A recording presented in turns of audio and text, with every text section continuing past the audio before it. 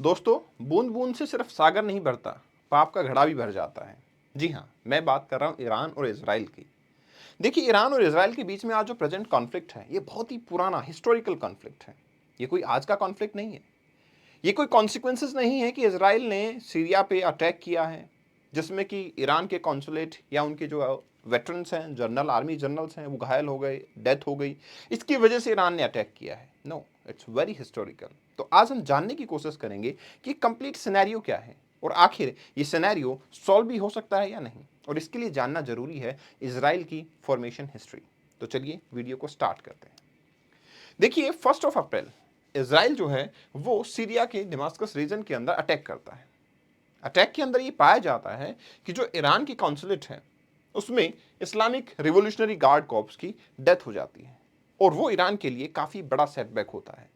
और उसी के कॉन्सिक्वेंसेज में अभी फर्स्ट टाइम ईरान और इजराइल एक दूसरे के डायरेक्ट कॉन्फ्लिक्ट में आते हैं। मैं ऐसा बिल्कुल नहीं कह रहा कि पहले इनके बीच में कोई कॉन्फ्लिक्ट नहीं था, लेकिन वो किसी अदर वे राउंड से ऑपरेट किया जा रहा था। कोई आपके सेपरेटिस्ट ग्रुप हैं, ईरान उनको सपोर्ट करके इजराइल पे शायद अटैक को एग्जीक्यूट कर रहा था, बट कभी भी आमने सामने इनके टक्कर देखने को नहीं मिली। बट आज ऐसा हुआ है। लेकिन ये हो कैसे सकता है? क्योंकि एक टाइम ऐसा है 1948 का, जब इजराइल बना और Iran was the second Muslim majority state जो कि इजराइल को रिकॉग्नाइज करता है।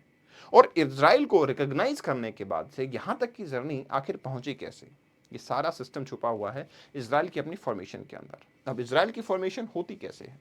देखिए, Jews as a group, religious group, 1881 से 1903 के पीरियड के अंदर ऑल ओवर वर्ल्ड कहीं ना कहीं इनका प्रोसिक्यूशन चल रहा था, चाहे वो रशिया रीजन हो, चाहे वो ब्रिटेन रीजन हो, मतलब यूरोप हो। तो धीरे धीरे उन्होंने ये डिसाइड कर लिया था कि हमारे लिए जब तक एक स्टेट नहीं होगा, तब तक हमारा सर्वाइवल या हमारी सेफ्टी वो पॉसिबल नहीं है। एंड दैट्स वाई वो क्या करना स्टार्ट कर गए, बेसिकली वो पैलेस्टाइन रीजन के अंदर माइग्रेट करना स्टार्ट कर चुके थे। अब सवाल ये है, पैलेस्टाइन रीजन में माइग्रेट क्यों किया गया? देखिए, उस टाइम पे it was ruled by Ottoman empire, और ऑटोमन एम्पायर का ये जो रीजन है वो कोई ज़्यादा एक बेसिकली जो रूल है ऑटोमन एम्पायर का, इसमें कोई काफ़ी स्ट्रॉन्ग रूल नहीं था। That's why this is the perfect reason, क्योंकि यहाँ पे कहीं ना कहीं गवर्नेंस का लैक नजर आ रहा था। आपको मैं एक चीज़ जरूर बताना चाहूँगा, जोइस जो है वर्ल्ड में जहाँ भी रहे, प्रोजिक्यूशन जहाँ भी हुआ, लेकिन सबसे इंपॉर्टेंट चीज़ ये थी कि वो हमेशा ही इकोनॉमिकली एक वेल ऑफ स्टेट में रहे हैं। इसलिए वहाँ से उन्होंने अच्छी खासी इन्वेस्टमेंट इस रीजन में करना स्टार्ट की। अब ऑटोमन एम्पायर के जो मिनिस्टर्स थे उनको मैं करप्ट मानूं, या फिर वहां पे चलने वाली जो गवर्नेंस है वो मैं मानूं कि इसमें काफ़ी बड़े हॉल थे, इसकी वजह से इलीगल लैंड की ट्रेडिंग होना स्टार्ट हुई। And these people, Jewish people, they start settling down in this region of Palestine और अपनी एग्रीकल्चर करना स्टार्ट करते हैं। हाँ, इनको ये बहुत क्लैरिटी थी कि हमें अपना एस्टेब्लिशमेंट यहाँ पे करना है, क्योंकि इनका पर्पज ही ये था कि हमें एनी हाउ प्रोजिक्यूशन से बचना है। लेकिन पैलेस्टीनियन रीजन के अंदर रहने वाले लोगों को ये आइडिया बिल्कुल नहीं था। उनकी तरफ से तो ऑटोमन एम्पायर ही भगवान है और उन्हीं के दिमाग सिस्टम से हम चलते रहेंगे।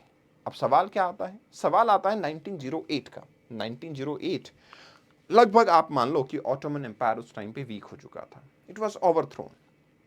और उस टाइम पे जो इसको लगता है कि ये परफेक्ट टाइम है कि हम अपनी एस्टेब्लिशमेंट यहाँ पे काफ़ी स्ट्रॉन्ग कर लें। एक और इंपॉर्टेंट चीज़ बताता हूँ मैं, जैसे कि जोइस यहाँ पे आए तो पहले क्या हुआ करता था, जब लैंड ऑनर लैंड को किसी और बंदे को ट्रांसफर करते थे तो पैलेस्टीनियन जो लेबर है वो यहीं रहती थी और वो एग्रीकल्चर करती रहती थी। मतलब मालिक चेंज हो जाता था लेकिन लेबर सेम है। बट जोइस ने ऐसा नहीं किया, क्योंकि उनका टारगेट सिर्फ लैंड को ऑक्यूपाई करना नहीं था, उन्होंने अपनी लेबर ही एस्टेब्लिश करना शुरू कर दिया, मतलब उस रीजन से पैलेस्टीनियन को हटाना शुरू किया। 1917 का टाइम आता है। आपको पता है ब्रिटेन ने हमेशा वर्ल्ड के अंदर इसी तरीके के इंटरफेरेंस किए हैं। ये वर्ल्ड वॉर का टाइम है, और वर्ल्ड वॉर के टाइम पे ब्रिटेन को जरूरत है लोगों की।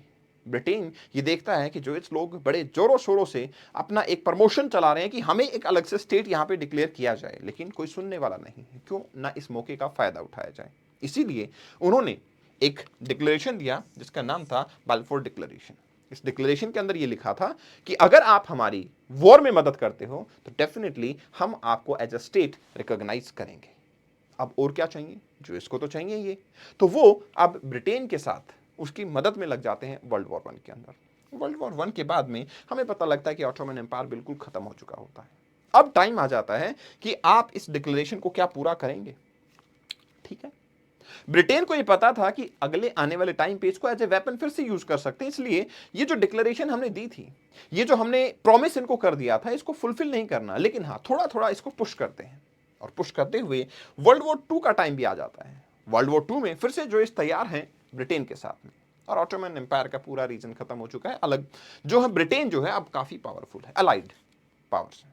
अब सवाल ये आता है कि उस दौरान जो इसकी ट्रेनिंग हुई ब्रिटिश आर्मी के साथ में, इन्होंने अपने एडवांस वेपन बनाना, एडवांस वेपन को यूज करना, एक अच्छी डिफेंस, एक सिस्टमेटिक डिफेंस जो है अपनी अच्छी खासी डेवलप कर ली थी। 1939 का ये टाइम एक और आता है जिसके अंदर एक पार्टीशन का प्रपोजल दिया जाता है from the side of Britain, लेकिन वो पैलेस्टीनियन को लाजमी नहीं था। उनका कहना था कि ये इनजस्टिस है, हम हमारी लैंड के ऊपर पार्टीशन कैसे होने दे सकते हैं, हमें ये बिल्कुल भी प्रेफरेबल नहीं है। लेकिन मैं बताना चाहूंगा 1939 का जो पार्टीशन प्लान था वो पैलेस्टाइन को फेवर करता था, बट अनफॉर्चुनेटली पैलेस्टाइन ने उसका फायदा नहीं उठाया और उन्होंने साफ मना कर दिया कि हम इस पार्टीशन को नहीं मानते, ये पूरा लैंड जो है वो हमारा है, अपना है। अब क्या होता है आपको पता ही है कि ब्रिटिश बड़े अच्छे से जानते हैं कि देखिए अब दुनिया जो है वो जागरूक हो चुकी है। 1947 तक का टाइम जब आ जाता है तो ब्रिटेन को ये लगता है कि अब इनको इंडिपेंडेंट छोड़ देना चाहिए। अब क्या किया जाए, अगर इनको इंडिपेंडेंट छोड़ दिया जाएगा तो फिर इंपॉर्टेंट ये है कि हमारी रूलिंग तो चली जाएगी। दैट्स व्हाई यूएन का इन्वेंशन होता है 1948। ये मैटर जाता है यूएन के अंदर, और यूएन के अंदर इजराइल और पैलेस्टाइन दो स्टेट बना दिए जाते हैं। अब 1948 इजराइल अपने आप को इंडिपेंडेंट डिक्लेयर कर देता है। इजराइल ने जैसे ही अपने आप को इंडिपेंडेंट डिक्लेयर किया, इनके जो पड़ोसी मुल्क हैं, इराक है, सऊदी अरेबिया है, ये नेशन इसके ऊपर अटैक करना स्टार्ट कर देते हैं ताकि कुछ बाउंड्री ऑक्यूपाई कर ले, और वो बाउंड्री ऑक्यूपाई हुई भी। लेकिन कुछ स्टेट ऐसे भी थे जैसे कि आपका टर्की एज अ स्टेट हो गया, ईरान हो गया, जो कि मुस्लिम स्टेट हैं बट स्टिल इसको रिकॉग्नाइज करते हैं, और यहां से एक दोस्ती की लहर जो है वो स्टार्ट हो जाती है। लेकिन ये दोस्ती की लहर, अब सवाल ये है कि यहां पे कैसे पहुंची, आखिर ये कैसे हुआ कि अब ईरान इजराइल के ऊपर डायरेक्ट अटैक करने को तैयार है। और वो अटैक कोई छोटा मोटा अटैक नहीं है। इजराइल के ऊपर जो अटैक किया गया है उसमें ईरान के कमांडर्स का तो ये कहना है कि ये अटैक तो हमने अपने जो सोल्जर्स हैं जो कि शहीद हो गए हैं उनके लिए किया है, सॉलिडिटी दिखाने के लिए, लेकिन ये अटैक बहुत बड़ा हो सकता था। हालांकि इजराइल को इससे कोई नुकसान नहीं हुआ, इसलिए भी ये स्टेटमेंट ईरान के थ्रू देनी जरूरी थी ताकि ईरान को अंडर एस्टिमेट तो कम से कम ना किया जाए। बट सवाल वापस यही है कि ईरान इस स्टेज पर पहुंचा तो पहुंचा कैसे। देखिए ईरान की अपनी एक स्टोरी है जिसके अंदर एक रिवॉल्यूशनरी इस्लामिक रिवॉल्यूशन जो है ईरान के अंदर आता है, और उसके बाद में ईरान और इजराइल के रिलेशंस वो खराब होना स्टार्ट होते हैं। देखिए प्रॉब्लम क्या थी, प्रॉब्लम ये थी कि जब वेस्ट एशिया में ये सब एस्टेब्लिशमेंट होती हैं, वर्ल्ड वॉर आपका खत्म हो चुके हैं, यूएन का रेजोल्यूशन आ चुका है, अब यूएसएसआर जो है वो एक डायरेक्शन के अंदर काम करता जा रहा है, और यहां पे यूएसए अपनी बाइफर्गेशन जो वर्ल्ड की है उसमें कोल्ड वॉर जो एरा चल रहा है उसमें अपने फेवर में नेशंस को करता जा रहा है। अब एशिया की नंबर आता है तो यूएसए इजराइल को सपोर्ट करता है, क्योंकि यूएस को पता है हम पावर है, हम इजराइल को सपोर्ट करेंगे, इजराइल हमसे खुश रहेगा, और वेस्ट एशिया की कनेक्टिविटी यूरोप के थ्रू अगर देखनी है तो इजराइल एक बेस्ट डेस्टिनेशन भी रहेगा। उसके साथ साथ में ईरान को भी यूएस सपोर्ट करता है। ये मुद्दा, ये कारवा इसी तरीके से चलता चला जाता है, और अब टाइम ऐसा आ जाता है कि ईरान के अंदर अपना ही एक इस्लामिक रेवोल्यूशन चलना शुरू हो गया। 1979 से पहले की अगर मैं बात करता हूं तो जैसा मैंने बताया कि it was the second Muslim majority country Turkey के बाद में जिन्होंने इजराइल को रिकॉग्नाइज किया है। और इस रिकॉग्निशन के बाद में एक आपका पेरिफेरी डॉक्ट्राइन लेके आता है इजराइल, जिसके अंदर क्या किया जाता है, पेरिफेरी मतलब वो उन पेरिफेरी पे जो कंट्रीज हैं जैसे कि आपके अफ्रीका के नॉर्दर्न पार्ट पे, एशिया की तरफ, ठीक है, जो कंट्रीज हैं उनसे अच्छे रिलेशन बनाने की कोशिश करता है ताकि हमें रिकॉग्निशन मिला रहे। और इसीलिए इंडिया से भी इजराइल के काफी अच्छे और बेहतरीन रिलेशन जो है वो रहे हैं और आज भी हैं। लेकिन अब आगे बढ़ने की बात आती है, और अब ये सवाल आता है कि नॉन अरब जो स्टेट्स हैं उनके साथ में इजराइल अच्छे रिलेशंस बना रहा है, और इजराइल ये चाहता है क्योंकि अरब कंट्रीज उस पर अटैक कर रहे हैं, और अरब कंट्री आज भी चाहते हैं कि पैलेस्टाइन को अपना राइट दिया जाए, इस्लामिक जो आपकी टेरिटरीज है उनको बढ़ाया जाए। लेकिन यूएस अब इसमें इजराइल को सपोर्ट करना शुरू करता है। अब आप समझ सकते हैं जब यूएस इसको सपोर्ट करेगा तो डेफिनेटली अब थोड़ा सा मामला काफी अच्छे लेवल पे चला जाएगा, वेपन्स की सप्लाई हो जाएगी, टेक्नोलॉजी अच्छी खासी हो जाएगी, आपके सोल्जर्स की ट्रेनिंग अच्छी खासी हो जाएगी। मतलब हम इस स्टेज पे पहुंच चुके हैं कि अब हमें किसी अदर कंट्री की कोई खास जरूरत नहीं है, ये इजराइल का मानना है। लेकिन एक चीज हमेशा याद रखना, इजराइल जब भी जीता है वो अपने दम पे ही जीता है। इजराइल को ये पता था शुरू से ही, जूइश पीपल को ये पता था शुरू से ही, अगर हम इकोनॉमिकली स्ट्रांग नहीं होंगे, अगर हमारे पास अपनी टेक्नोलॉजी नहीं होगी, अगर हमारे पास अपनी स्किल्स नहीं होगी, तो हम वर्ल्ड में किसी वेल ऑफ स्टेट तो नहीं बना सकते। This is true, this is right, and that's why जो उनके रशिया में, यूरोप में, यूएस में जो भी प्रोजिक्यूशंस हुए, उसके बावजूद भी उन्होंने यहां पे एक अच्छा एस्टेब्लिशमेंट किया। And the good thing was, जो इस जहां भी रहे हैं, कुछ यहां पे माइग्रेट हुए तो बाहर के लोगों ने इनको काफी ज्यादा सपोर्ट किया है, कैपिटल से, टेक्नोलॉजी से, या जिस भी पॉसिबल वे से हो सकता था। एंड दैट्स व्हाई इजराइल हमेशा ग्रो करता चला गया। अब सवाल यह आता है कि अगर ईरान के साथ में इजराइल का सब अच्छा चल रहा था तो प्रॉब्लम क्या स्टार्ट हुई? प्रॉब्लम स्टार्ट होती है ईरानियन इस्लामिक रिपब्लिकन आर्मी के सोल्जर्स 1979 के अंदर अपने रिलीजियस लीडर को प्रमोट करना शुरू कर देते हैं। अब ईरान का वो टाइम आ जाता है कि ईरान अपने रिलीजन को अपनी पॉलिटिक्स से ऊपर रखना चाहता है, या फिर मैं ये कह सकता हूं कि रिलीजन से ही पॉलिटिक्स चलेगी।